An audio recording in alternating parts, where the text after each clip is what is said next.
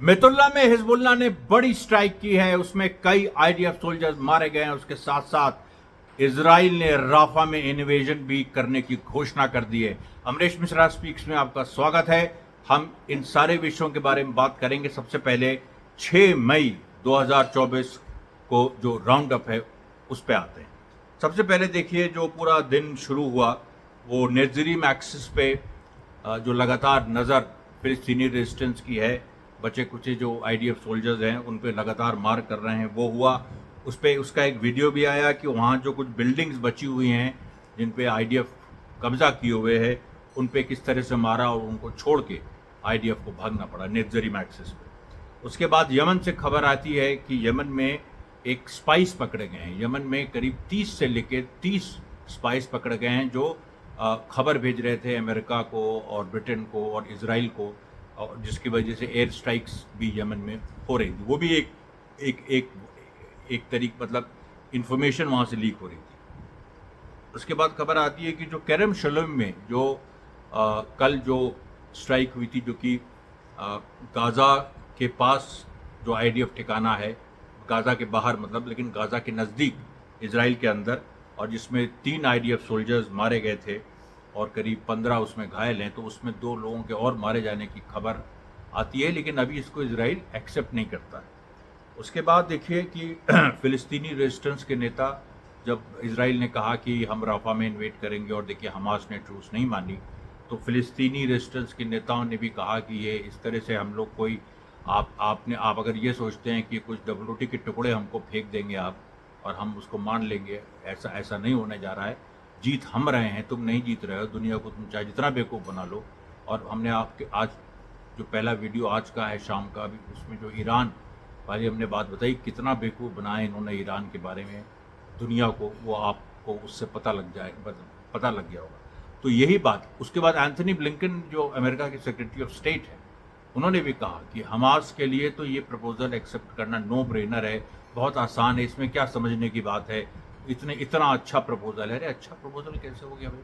Stable काम की तुम बात कर रहे हो, कुछ फिलिस्तीनी कैदियों की रिहाई की बात कर रहे हो, ये तक नहीं कह रहे हो कि मरवान बरगूती को हम रिहा करेंगे। जो हमास ने ये कहा कि कम से कम जो लाइफ जिनको 44 साल, 30 साल, 50 साल की जिनको सज़ाएं मिली हैं उम्र कैद, उनको छोड़ो।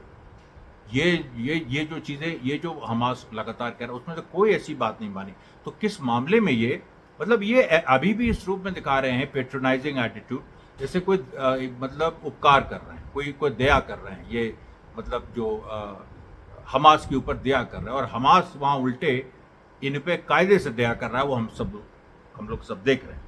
उसके बाद देखिए कि आईडीएफ ने ये बात मानी कि जो 15 जो करम शलोम में जो 3 आईडीएफ के लोग उन्होंने एक्सेप्ट किया है, अभी 2 तो एक्सेप्ट नहीं की, जो मारे गए उनमें तीनों ऑफिसर्स थे, ये बात एक्सेप्ट की। उसके बाद आती है खबर इसराइल में ने कैसे राफा में कोई बमबारी शुरू की, और इसराइल ने ये कहा कि देखिए करम शलोम में हमास ने मारा, इसलिए हम राफा पे इन्वेजन करेंगे। लेकिन आपको एक बात बता दें, और ये आज की थीम भी है कि इनका इतना ज़्यादा जो है, इनकी भद पिट गई है इसराइल की।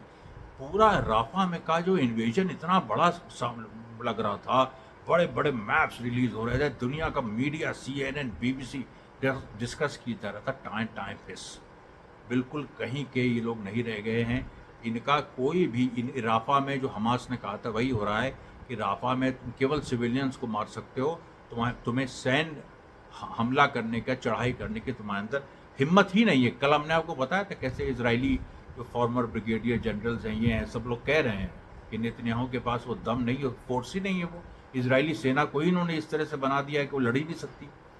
हमने आपको, और उसके पहले मैंने आपको बताया था, मुझे अचानक अभी याद आया कि इजराइल के लिए डिफेंस एक बिजनेस है, डिफेंस सेक्टर एक बिजनेस है। जो बिजनेसमैन है वो तो यही सोचेगा ना कि वो जो फौजी हैं वो देश की रक्षा के लिए नहीं है, वो एक खर्चा है।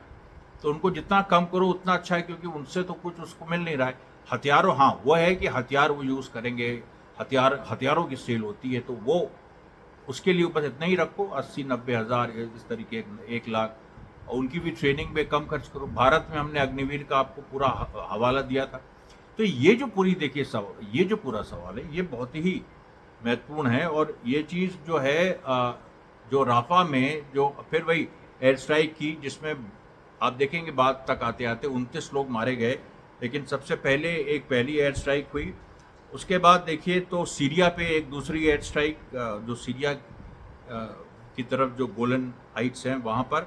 और उसके बाद देखिए राफा पे जो पहला यबना कैंप जो राफा में है, वहाँ पर जो अतर फैमिली होम पे इन्होंने हमला किया, एक परिवार उसके 7 लोगों को इन्होंने मार दिया, जिसमें एक माँ और 3 बच्चे थे। इन्होंने यहाँ पर राफा में इस तरह से किया।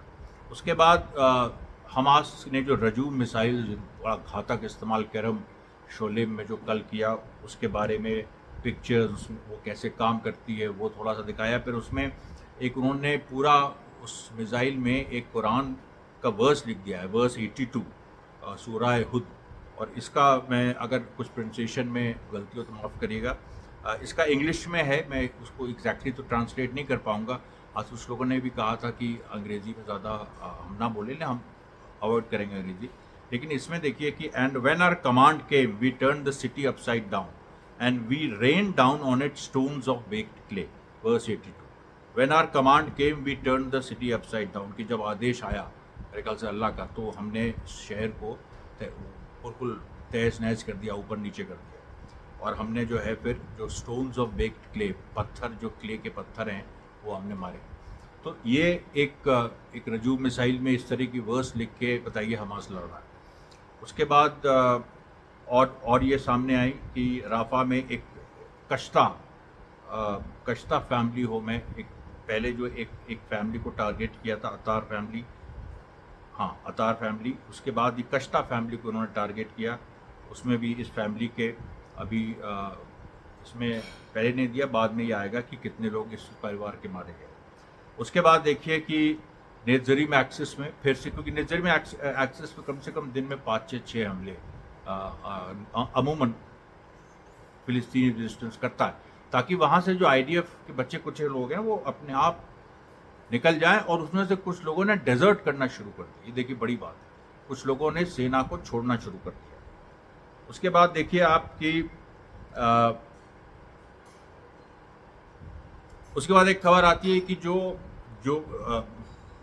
इजरायली प्रिजन्स हैं, इजरायली प्रिजन्स में अंदर फिर से जो कैदियों के साथ बहुत बुरा व्यवहार हो रहा है, उनको वहीं पर एक ही जगह रख के उनको एकदम जानवरों की तरह उनको ट्रीट किया जा रहा है। और इस बारे में अंतर्राष्ट्रीय जो फोर्सेस हैं वो बिल्कुल चुप हैं, एक्सेप्ट रशिया, चाइना एंड जो लैटिन अमेरिकन कंट्रीज़ हैं जिन्होंने इजराइल से नाता तोड़ा है। उसके बाद देखिए कि फिर बात आती है कि जो राफा में जो 2 अटैक हुए 2 परिवारों पे, उसमें 12 लोग कम से कम मारे गए। उसके बाद तुलकरेम के नूर शम्स सिटी पे फिर से इजराइल ने हमला किया। देखिए 72 घंटे की लड़ाई पहले हुई, 13 घंटे की लड़ाई फिर हुई, और आज फिर अभी लड़ाई चल रही है, करीब 12-13 घंटे हो गए। और इस पे जो है ये लगातार इसमें इनको ये लग रहा है तुलकरेम में कि एक तो लिबरेटेड जोन ये झेल नहीं पा रहे हैं, कि तुलकरेम का जो लिबरेटेड जोन है ये किसी तरह से ख़त्म हो। दूसरी बात जो है कि तुलकरेम की वजह से नाब्लस और जेनिन और तमाम और जगह भी लिबरेटेड जोन बन रहे हैं, और पूरे वेस्ट बैंक में एक नई एक तरह की एक अपराइजिंग हो रही है। अभी देखिए नाब्लस में जब ये तुलकरेम पे हमला कर रहे थे, तो नाब्लस में लोकली मेड एक्सप्लोसिव्स के साथ, और एक वीडियो भी उसका अभी बाद में जारी हुआ, मैं बताऊंगा आपको, कि एक लोकली मेड एक्सप्लोसिव्स के साथ कैसे इजरायली जो सोफिस्टिकेटेड बुलडोजर्स हैं, कुछ टैंक्स भी वहाँ पर इन्होंने नाब्लस में जिन्होंने हमला करने की कोशिश की, वेस्ट बैंक में नाब्लस, वहाँ पर उन टैंक्स पे मारा और वो क्षतिग्रस्त हो गया, उनको पीछे हटना पड़ा। उसके बाद जो तुलकरेम में अनबता, अब देखिए नूर शम्स कैंप में अटैक किया है लोगों ने तुलकरेम में, अनबता जो कि थोड़ी दूर पे है, वहाँ पर जो इजरायली फोर्सेस जो आ रही थी उनको अनबता में ब्लॉक कर दिया, वहाँ की फोर्सेस, वहाँ के पैलेस्टीन रेजिस्टेंस फोर्सेस। तो इस तरह से ये जो टैक्टिक्स हो रही है कि अगर एक लंबा कॉलम आ रहा है, नूर शम्स कैंप यहाँ है, अनबता यहाँ है, 2 किलोमीटर 3 किलोमीटर दूर, तो वहाँ की फ़ौज को जो वहाँ है अभी है उसको वहीं रोक दे रहे हैं। इस तरीके का भी आज ये एक टैक्टिक सामने आई। उसके बाद देखिए जो हिजबुल्ला ने अपना जो एक फिर से जारी किया, जो उसने किरियत शिमोना पे कल घातक हमले किए थे, आज फिर किया किरियत शमोना पे। उसके बाद मेइस एल जबल एक और इजरायली साइट है उस पर किया। उसके बाद अल समाका साइट पे किया। उसके बाद कफ़र यूबल साइट पे किया। इससे कफ़र गिलादी साइट पे किया, मार्गेलियो साइट पे किया। इस तरह की जो तमाम साइट्स हैं उन पे किया। वेस्टर्न सेक्टर में रामिया साइट पे किया, अबीबम साइट पे किया, शुतला साइट पे किया और मलिकिया साइट पे किया। ये पूरा हिजबुल्लाह का। फिर देखिए नूर शम्स कैंप में जो लड़ाई चल रही है, नूर शम्स कैंप में जो ज़बरदस्त लड़ाई चल रही है उसमें उसके और वीडियोस सामने आए, छोटे छोटे, बहुत लाइक 10 सेकंड के, 15 सेकंड के, और जिनमें ये दिखाई पड़ा कि अच्छा, और नूर शम्स कैंप बहुत बड़ा है, मतलब उसका जो क्षेत्रफल है वो मतलब दसियों किलोमीटर तक फैला है। तो उसकी लड़ाई कई फ्रंट पे होती है और चारों तरफ से। अच्छा, वो लिबरेटेड जोन है, पूरे तुलकरेमी लिबरेटेड जोन है, कुछ फोर्सेस को अनबता में रोक दिया। तो इसलिए इसकी जो तुलकरेम की लड़ाई है, बिल्कुल पल पल जो इसकी खबर है वो बड़ी रोचक होती है और उसमें कैसे उतार चढ़ाव होता है।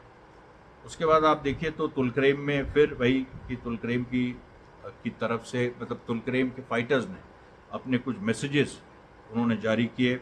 फिर तुलकरेम ब्रिगेड ने के और जो, क्योंकि तुलकरेम ब्रिगेड में सारे फ़िलिस्तीनी फैक्शंस की फोर्सेस हैं, अलग अलग जो फ़िलिस्तीनी फैक्शन की फोर्सेस हैं वो भी अपने कार्डर्स को उत्साहित करने के लिए वो लगातार इस तरह से पोस्ट डालते रहते हैं। और सोचिए, ये मुझे बड़ा यूनिक लगा सोशल मीडिया का, ये यूज़ मैंने कभी नहीं देखा कि लड़ाई चल रही है और सोशल मीडिया पे पोस्ट तुरंत आ रहा है, फिर लड़ाई चल रही है, फिर सोशल मीडिया पे पोस्ट आ रहा है और उससे लोग जो हैं उत्साहित होकर निकल रहे हैं।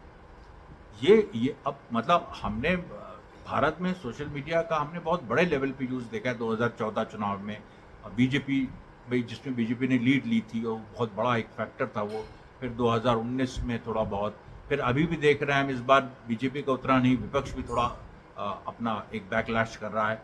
सारी चीज़ें हैं, लेकिन ये जो हमने देखा, ये जो युद्ध में सोशल मीडिया का यूज़, ये बड़ा यूनिक है। अब देखिए इसके बाद जो ट्यूबस में से और वो चीज़ें आई। ट्यूबस में जो एक और वहाँ पर जो आर्मी मिलिट्री व्हीकल है, उसमें सोल्जर्स कम थे, 5 सोल्जर्स थे। वो वहाँ पर जो एक्सप्लोसिव्स जो दागा गया, उसके फटने के पहले वो लोग निकल आए, तो हताहत नहीं हुए, लेकिन व्हीकल पूरी तरह से क्षतिग्रस्त हो। तो नाब्लस में भी देखिए लगातार पैरेलल चल रहा है। फिर देखिए तीसरी जगह वेस्ट बैंक में कलकिलिया में फिर भी आर्म्ड क्लैशेस शुरू हो गए। जैसी खबर आई कि नूर शम्स में हमला हो रहा है, कलकिलिया में एक नया फ्रंट खोल दिया। लगातार ये हो रहा है कि जब एक जगह लड़ाई हो रही है, दूसरी जगह नया फ्रंट खोला जा रहा है। ये वेस्ट बैंक की खासियत है। फिर एक खबर आती तुलकरेम से कि 4 घंटे हो गए हैं और अभी भी तुलकरेम की लड़ाई चल रही है। पूरी कोशिश ये लोग कर रहे हैं कि और जितने फाइटर्स को मार सकें, उनको एब्डक्ट कर सकें, लेकिन बिल्कुल भी सफल नहीं हो पा रहे हैं। उसके बाद देखिए अल फरा कैंप जो ट्यूबस का है, वहाँ पर 2 एक्सप्लोसिव डिवाइस से फिर से 2, ये सब पैरेलल चल रहा है। ट्यूबस, कलकिलिया और नाब्लस और तुलकरेम, ये सब पैरेलल चल रहा है। वहाँ पर भी देखिए ट्यूबस में लोगों ने लगातार मारा, लगातार, मतलब एक के बाद एक। देखिए कम से कम मेरे ख्याल से 6 व्हीकल्स जो हैं इजराइल की यहाँ पर ये नष्ट हुई। उसके बाद देखिए आपकी ट्यूबस से एक ट्यूबस से एक वीडियो रिलीज होता है, जो वीडियो आमतौर पे गाज़ा, हम आदी हैं गाज़ा से वो वीडियोस देखने के, लेकिन ये ट्यूबस का वीडियो जिसमें वो लोग ने पूरा दिखाया है कि कैसे लोकली मेड एक्सप्लोजिव वो बनाते हैं, जो वायरलेस सिस्टम लोग यूज़ कर रहे हैं और जो गन्स यूज़ कर रहे हैं, और इस बार हैवी गन्स जो इस्तेमाल कर रहे हैं, वो ट्यूबस पहुँच गई है। और ट्यूबस अब बस समझ लीजिए कि नेक्स्ट जो लिबरेटेड जोन है वो ट्यूबस ही है। उसके बाद आप देखिए तो फिर हिजबुल्लाह ने हमला किया। इस बार अल बिलाद में नहीं सॉरी, ये इस्लामिक रेजिस्टेंस ऑफ इराक ने फिर से इजराइल के कुछ ठिकानों पे बमबारी की। ठिकानों के नाम नहीं है, लेकिन ठिकानों पे बमबारी। फिर तुलकरेम की जो खबरें हैं जिसमें लगातार आदान प्रदान, क्योंकि जब लड़ाई चल रही है तो आदान प्रदान इस मामले में कि वो IDF वाले भी अरबिक में अपना वो लिए होते हैं मेगाफोन, वहाँ से बोलते हैं, अपना प्रोपेगेंडा करते हैं, वहाँ की जनता से कहते हैं कि ये लोग तो हार गए हैं, ये उस तरह की बातें जो होती हैं। और इधर से ये लोग भी अपना पूरा प्रोपेगेंडा करते हैं और ये लोग भी इजरायली सोल्जर्स को उकसाते हैं, उनको चढ़ाते हैं, उनको हर तरह से उनका हर तरह से मतलब मनोबल गिराने की कोशिश करते हैं और गिराते भी हैं। तो उसकी भी उस तक की रिपोर्ट आप देखिए अब आने लगी। पहले इस तरह का नहीं होता था, पहले इतनी डिटेल में चीज़ें नहीं होती थी। फिर तुलकरम ब्रिगेड ने बड़ी एक जो सक्सेस हासिल की, नूर शम्स कैंप के पास जो है उन्होंने एक आईडीएफ के कॉलम को फंसा के एक हाथ में उन्होंने मारा, उसमें आईडीएफ का कॉलम वो अपने हथियार छोड़ के भाग गए, उसमें भी कोई हताहत नहीं हुआ, लेकिन वो अपने हथियार छोड़ के भाग गए जिन हथियारों पे रेजिस्टेंस ने कब्जा कर लिया। तो इसी तरह से देखिए आर्सेनल बढ़ता जाता है रेजिस्टेंस का। फिर ट्यूबस ब्रिगेड ने फिर वही किया कि अल काजिया स्ट्रीट, अल अहमदीन roundabout, Al Hilal street, अल थगरा मॉस्क, इन सारी जगहों पे अलग अलग जगहों पे इन्होंने भी आईडीएफ से हथियार छीने और इनके कुछ सोल्जर्स को कुछ समय के लिए बंधक भी बनाया। बंधक बनाने का देखिए कुछ समय का यही होता है कि आप जैसे आपने 2 इजरायली सोल्जर्स को वेस्ट बैंक की बात में करो बंधक बना लिया, तो अब वो कोई लॉन्ग टर्म स्ट्रैटेजी नहीं है कि वेस्ट बैंक में बंधक बनाओ, वो बंधक बना के डराने के लिए और डरा के उसके बाद उन सोल्जर्स को वो लोग ये दिखाने के लिए कि हम लोग देखो अगर सोल्जर्स को कुछ पकड़ेंगे और उनको हमने सीधे मतलब अगर उन्होंने हमारे किसी आदमी को अभी नहीं मारा है तो हम उनको छोड़ भी सकते हैं। इससे क्या होता है कि इजरायली जो कोई भी सेना हो उसका मनोबल गिरता है क्योंकि फिर वो दोबारा जाके उन्हीं लोगों से लड़ने में कतराती है। तो ये देखिए पूरी एक साइकोलॉजिकल वॉरफेयर का हिस्सा ये भी है। उसके बाद जो हिजबुल्लाह ने और हमले किए, इस बार उन्होंने कत्यूशा के साथ साथ फलक जो रॉकेट्स हैं जो उनको ईरान से मिले हैं, उन्होंने फलक रॉकेट्स का उन्होंने इस्तेमाल किया। उसका वीडियो आया कि कई सेटलर्स जो हैं वो वहाँ पर वो लोग कैमरे से कुछ पिक्चर्स ले रहे थे, वहाँ पर रॉकेट्स गिरे और सेटलर्स को भागना पड़ा। अब उसके बाद वही कि वेस्ट बैंक में फिर से जब आईडीएफ ने देखा कि 3-4 जगह फंस गई है तो रमल्ला पे इन्होंने अटैक किया। रमल्ला पे ऐसे ही पूरा डिस्ट्रॉय, मतलब आम सिविलियंस का फर्नीचर वगैरह तोड़ना, घरों में घुसना। बेथलेहम में भी जो देशय कैंप है वहाँ पर भी हमला किया। लेकिन इससे कहीं भी जो इतनी सारी जो वारदातें इन्होंने की हैं, इसमें इनको कहीं से भी कोई सफलता इस मामले में नहीं मिली कि जो जहाँ लड़ाई हो रही है वहाँ पर कोई डाइवर्जन हो। ये सब डाइवर्जन का कि वहाँ के फाइटर्स यहाँ बचाने आ जाए लोगों को, लेकिन जिन नई जगहों पे अटैक कर रहे हैं वहाँ से खुद फाइटर नहीं निकल रहे, तो वो फाइटर्स तो वहाँ लड़ रहे हैं और यहाँ भी आईडीएफ को लगातार चैलेंज मिल रहा है।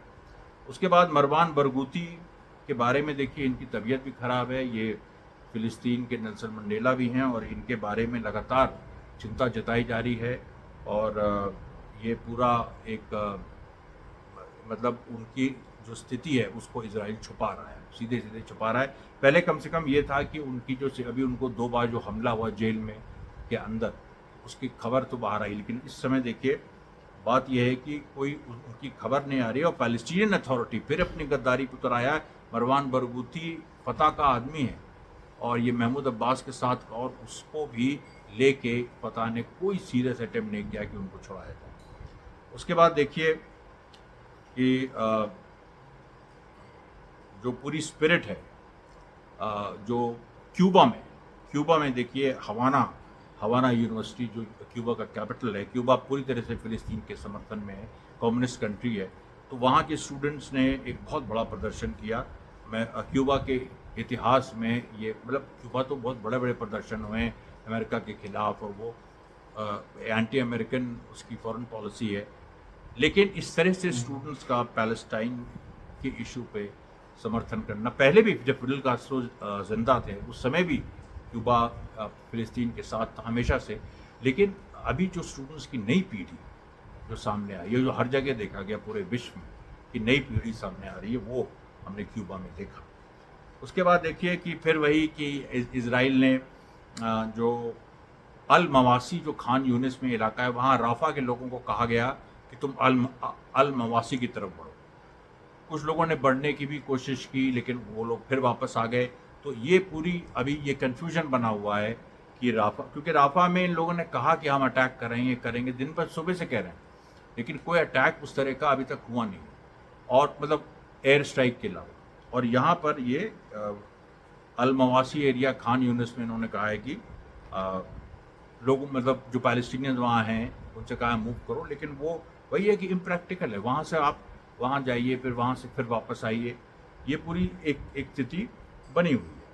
उसके बाद देखिए कफर ब्लुक पे और कैजरीन और किदमात ज़िवी, इन 3 जगह हिजबुल्लाह ने फिर हमला किया। फिर उसके बाद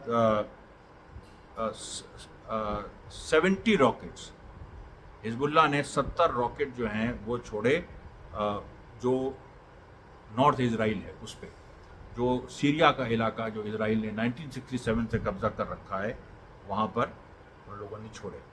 उसके बाद देखिए इजराइल ने भी वापसी हवाई हमला लेबनान पे किया, लेकिन वहाँ पर क्या हुआ कि जो हिजबुल्लाह ने रॉकेट छोड़े उन्होंने जो डैमेज किया वो, और इस नए इलाके अभी उसकी खबर आ रही है, अभी 70 आया था, अभी देखिएगा आगे 100 हो जाएगा वो नंबर। वो बड़ी ज़बरदस्त खबरें हैं, क्योंकि उसमें ऐसा लग रहा है कि इजराइल के जैसे कुछ टाउन्स के मेयर्स हैं वो घायल हुए हैं, और उनके परिवार में भी वहाँ पर रॉकेट लगे हैं जाके। जैसे ये लोग परिवारों को टारगेट कर रहे हैं, वैसे कुछ परिवारों को भी हिजबुल्लाह ने टारगेट किया है। अब ये देखिए तुलकरेम में फिर से आर्म्ड क्लैशेस, कुछ बुलडोज़र और आए और वो नूर शम्स कैंप के एक हिस्से को ढहाने लगे, लेकिन वहाँ पर इन लोगों ने जो रेजिस्टेंस की फोर्सेस हैं इन्होंने उसको इजराइल को रोक दिया। फिर वही है कि लंबी लड़ाई वहाँ पर अभी भी चल रही है तुलकरेम में।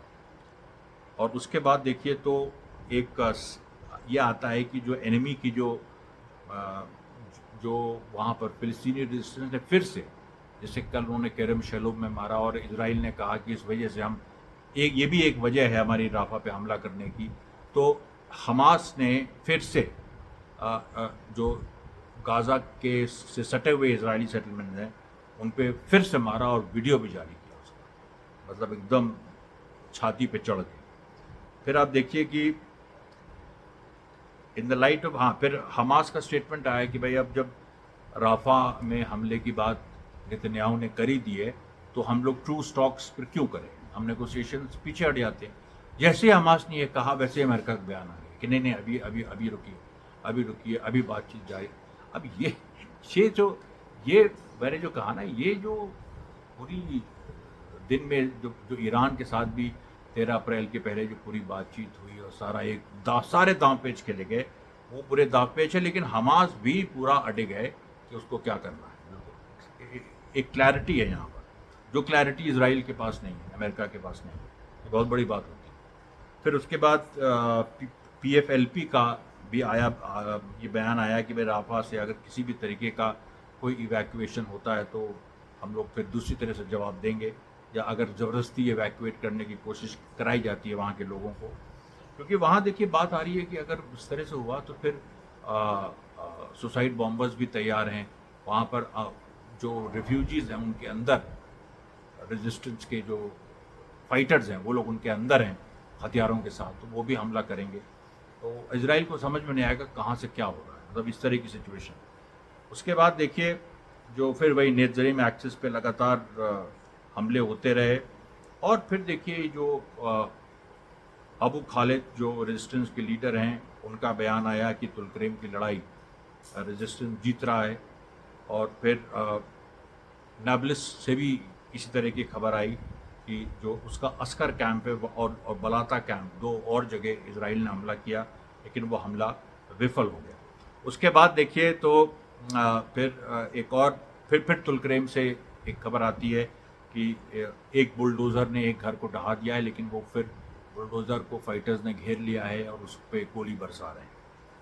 अब ये सब खबरें देखिए आती हैं, फिर उसके बाद उनका एक फिर क्या फाइनली हुआ बाद में उनका डिटेल्स उनके आते हैं। फिर मेतुल्ला में फिर से हिजबुल्लाह ने फायर किया, और मेतुल्ला में वही जो पहले जो करीब 70 जो रॉकेट मारे थे मेतुल्ला में, फिर 70 से लेके 100 रॉकेट मारे हैं। और ये देखिए, ये अब ये कंफर्मेशन आता है, अभी कुछ देर पहले आया है कि मेतुला में जो मारा है उसने 2 आईडीएफ सोल्जर्स बहुत ही सीरियसली इंजर हो गए। आज की बात है, ये किदिर शमोना में जो कल हिजबुल्लाह ने मारा था और जो पहले लगातार मार रहा है वो नहीं, मेतुल्ला में आज की ये पूरी खबर है। उसके बाद आप देखिए तो फिर उसके रिएक्शन में ये अपना टारगेट इजराइल ने भी कुछ बमबारी की।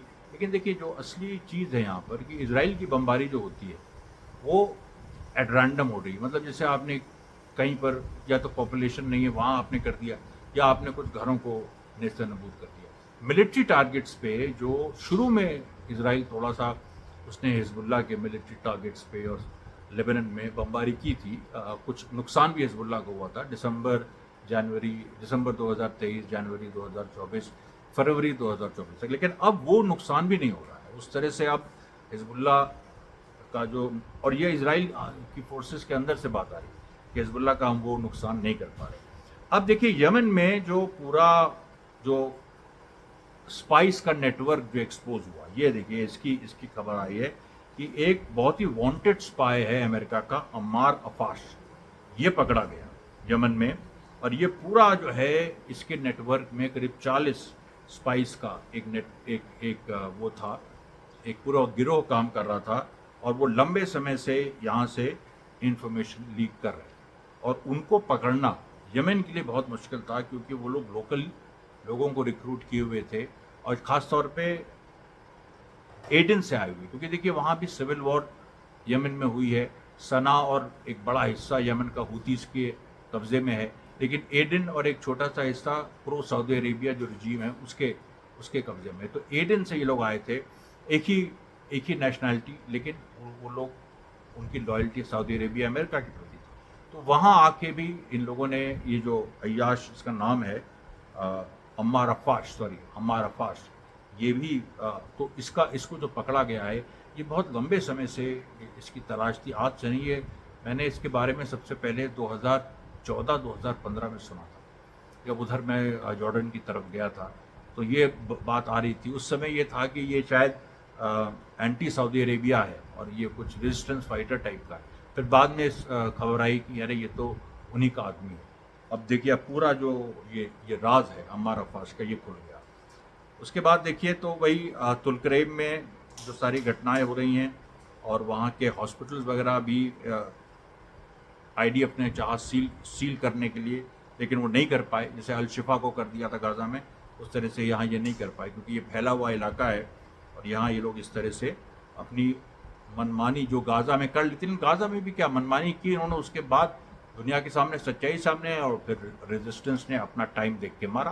गाज़ा में एक दूसरी तरह की लड़ाई चल रही है तो वो उन्होंने टाइम देख के एक आदमी का बदला लिया। ऐसा नहीं है, एक आदमी, आप देखिएगा इसराइल की जब लिस्ट आएगी रियल कैजुअलिटीज़ की तो उसमें वो लोग एग्जैक्टली होंगे। और ये बात पहले आ चुकी है कि नवंबर में अल शिफा पे जिस आईडीएफ ऑफिसर ने जुल्म किए थे वो जनवरी में मारा गया टारगेट करके। इस तरह से बहुत असैसिनेशंस हुए हैं जिनके बारे में अभी हमको पूरी खबर नहीं मिली।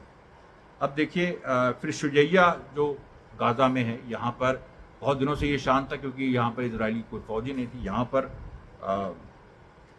मतलब आईडीएफ ने आईडीएफ के कुछ लोग यहाँ पर आए तो उनको भी पीछे कर दिया। और उसके बाद जो है कि कुछ डेंजर जोन्स इजरायलीज़ ने अनाउंस किए कि राफा में ये डेंजर जोन्स हैं, यहाँ सिविलियंस को नहीं जाना चाहिए। ये सारी बातें हुई। फिर उसके बाद कुछ प्रिजनर्स को जो सॉलिटरी कन्फाइनमेंट में रखा है, जिसमें कुछ महिलाएं भी हैं, उनके बारे में आई। और फिर जो हमास का स्टेटमेंट आया कि ये जो इवैक्यूएट करने की बात इजराइल कर रहा है, इसमें अगर छुआ भी किसी को तो वो मतलब कोई भी इसमें ज़ोर ज़बरदस्ती हुई तो फिर उसके जो हैं परिणाम बहुत घातक होंगे। और इजराइल बार बार अभी भी यही कह रहा है कि देखिए हमास ने करम शोलेम में, अरे तुम इतनी बड़ी ताकत हो, तुम्हारे अगर सोल्जर्स मार दिए तो उसमें कौन सी बड़ी बात है। मतलब उसमें वो तो लड़ाई, मतलब जंग चल रही है। उसको लेके ये जो रोना गाना इजराइल ने शुरू किया है नेतन्याहू ने, जैसे हमारे यहाँ भी एक नेता हैं जो रोते गाते हैं, तो उस तरीके से जो रोना गाना शुरू किया है वो एक देखिए इनकी असली जो सिचुएशन है वो बता रहा है। उसके बाद देखिए कि यमन ने और स्पाइस के बारे में जो पूरी जो खबर है वो उन्होंने और अनाउंस की। और फिर जो जहाँ पर जो पोर्टो रिको जो लैटिन अमेरिका का देश है और वहाँ पर भी स्टूडेंट अपराइजिंग हुई है, वहाँ पर भी छात्रों ने कब्जा कर लिया कैंपस को। स्कॉटलैंड में दोबारा हुआ और university of California San Diego, यहाँ भी छात्र फिर से अपराइजिंग में उठ खड़े हुए। और उसके बाद देखिए तो जो जॉर्डन में एक पैलेस्टीनियन जर्नलिस्ट हैं इसरा अल शेख, महिला हैं, इनको जॉर्डन की अथॉरिटीज़ ने अरेस्ट किया कि ये इज़राइल के खिलाफ ये लगातार लिख रही हैं और बोल रही हैं। अब ये देखिए इसमें जो जहां हम कंक्लूड करना चाहते हैं कि राफा का इन्वेजन, एक बात हम लोग क्लियर होने कि राफा का जो इन्वेजन है वो एक मिराज है, वो एक तरह से मृग तृष्णा है उसको के लिए, या एक ऐसा इल्यूजन है ना, जैसे आप रेगिस्तान में जाइए तो आपको कभी कभी दिखाई पड़ता है कि दूर पानी है, होता पानी नहीं है, वो एक मिराज होता है। तो उस तरीके का से एक झूठा एक प्रोपेगेंडा इजराइल फैला रहा है कि राफा में कोई बहुत बड़ा होने जा रहा है, बहुत दिनों से कर रहा है, लेकिन आज ये लोगों को ये कहना है कि इवैक्यूएट करो, ये करो, वो करो, और लगातार और ज़मीन पे कुछ ज़्यादा नहीं कर रहा है। वही बात है कि जो पहलवान वाली कि जिसकी शादी हुई है, जो कसरती करता रह गया और उसकी वाइफ वेट करती रहेगी, वो वाली जो सिचुएशन इजराइल की है वही एक स्थिति इसके राफा में होती चली जा रही है। राफा में ये लोग कुछ, मैं ये नहीं कह रहा हूँ बड़ा नहीं करेंगे, कुछ करेंगे, कुछ सिविलियंस को भी ये लोग कहीं ना कहीं मारेंगे, लेकिन एयर स्ट्राइक से इनकी हिम्मत ग्राउंड इन्वेजन, राफा पे ग्राउंड इन्वेजन करने की अभी तक नहीं हुई। ऐसा नहीं कि नहीं करेंगे, ये करेंगे। इन्होंने 50 लोग भेजे भी थे पहले जो कि पिट के आ गए, लेकिन ये वही है कि राफा बड़ा सेंसिटिव मैटर हो गया है, और राफा में अगर ज़रा सा भी होता है तो वो मतलब तिल का ताड़ बन जाएगा। अगर 2 लोग जैसे मारे जाते हैं ग्राउंड इन्वेजन में, 2 फिलिस्तीनी सिविलियंस, तो वो बहुत बड़ा इशू बन जाएगा, क्योंकि सबकी निगाह है। ये निगाह जब शुरू हुआ था गाज़ा का ग्राउंड इन्वेजन, जब नॉर्थ गाज़ा में इजराइल घुसी थी, उस समय ये अवेयरनेस नहीं थी। इस समय ये अवेयरनेस पूरी दुनिया में फैल चुकी है, छात्र आंदोलन भड़क चुके हैं, और इजराइल जो है वो उसकी जो असलियत है वो खुल रही है, और ये बात सामने आ रही है कि इनके जो दांत हैं वो खाने के कुछ और दिखाने के कुछ और। बहुत बहुत धन्यवाद साथियों, धन्यवाद।